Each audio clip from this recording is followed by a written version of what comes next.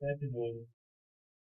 Now before I begin, let's watch the video together. Another video together first. Hello everyone, yo, what's up? This is Richard, and this is my dorm reflection for semester one. And for the for the for my areas of growth, I have practiced my communication skills, my sense of leadership, and my self reflection. So I think the most important thing about living in a dorm is the communication, the sharing of ideas. Or that's enough of the video. As I said before, I'm Richard, and you and I both know that that was not a great example of what a speech should be like. So I'm here to fix that. So I'm going to teach you how to talk nonstop, or in other words, to talk about anything and everything, so your audience thinks that you prepared extensively for content.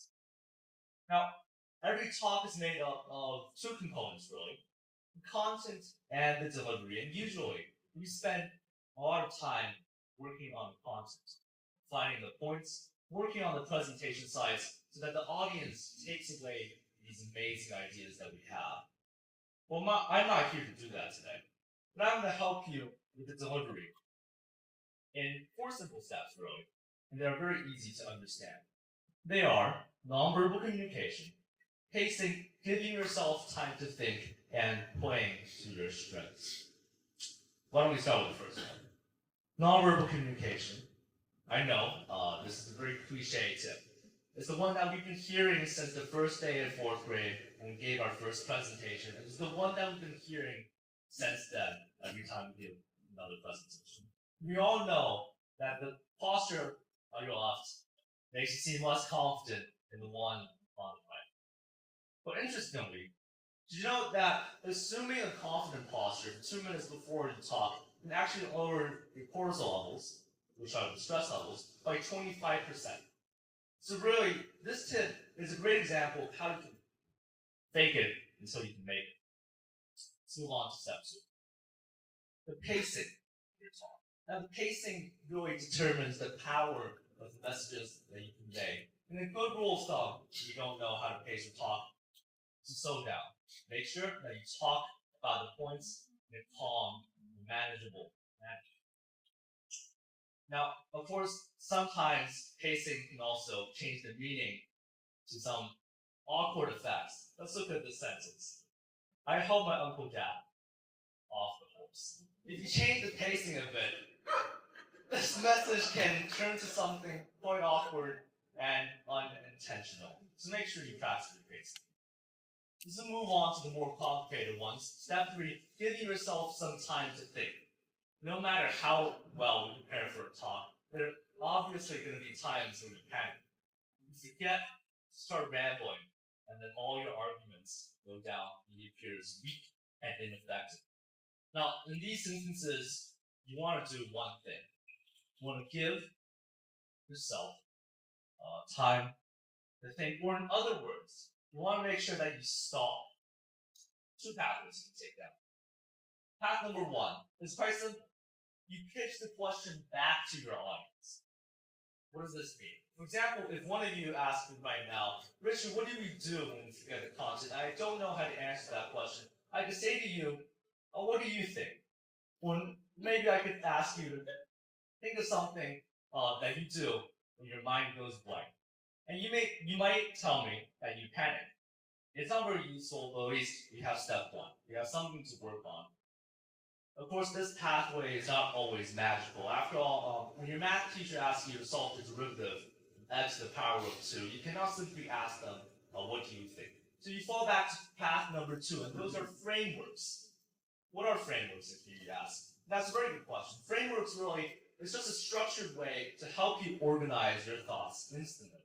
And today I'm going to show you a very simple one: the what, so what, now what framework. What is what? Now, the first step asks you, so okay, immediately the first thing that you notice, what is the most obvious phenomenon? The most obvious pattern. Using what you just said for the what, you move on to step two. So what? What is the implication of that phenomenon you just observed? Then talk about now. What step to move on from there? Let's use an easy and harmless example. When somebody asks you to recommend a board game to them, start again with what?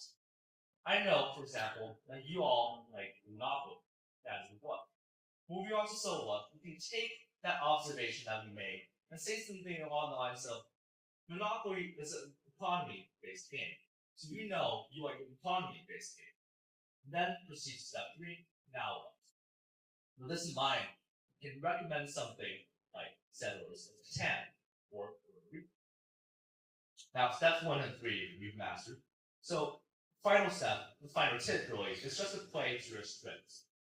When you're a charismatic person, humorous person, you can always find ways to phrase the questions that people pitch to you onto something that you do know. When they ask you to comment on the economy, do not know anything about such topic. Rephrase it so that you start talking about business management, about nerdy things like fonts, board games. So in that case, at least you can provide them with a passive awareness. Now, the 4 steps, as we said before, are non-verbal communication, chasing, giving yourself time to think and playing to your strengths. So why don't we try that dual reflection video again? Again, remember, start with non-verbal communication. Maybe don't raise up your fists and don't start looking around like I did in the first video. Make sure your pacing is good. Hello everyone, I'm going to give the grade 9 dual reflection right now. Focus on listening now. In grade 9, we live with a roommate each, and each time we were required to sign our plans. What's the implication of that? Now, this helped us organize our assignments, prioritize the tasks, and unfold everything in an effective and efficient way. Now what? Now, with this in mind, we can make sure to implement this every day, right? And make sure that we use the planner during the day as well, so that everything under the 2.5 hours during study hour I've done that's Hopefully, that was better than the stumbling video you just saw in the beginning. I encourage you to use 4 steps. Verbal communication, taking, giving yourself time to think, and playing to your strengths in your own presentations. That's all for me. Thank you very much.